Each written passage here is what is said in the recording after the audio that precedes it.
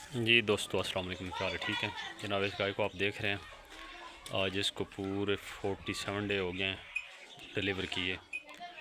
तो माशाल्लाह आज ये फुल हीट में है। तो बताइए कौन सा इसको सेमर रखवाएं।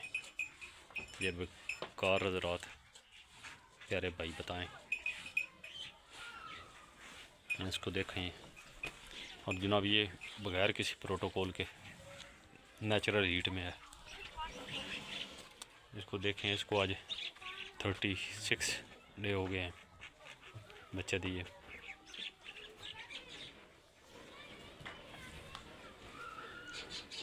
जनाब रेड फ्रीजियन देखें कैसी बनेगी गाय। इसको देखें, इसने जनाब अगले मंथ 17 तारीख को इसको 9th मंथ पूरे हैं।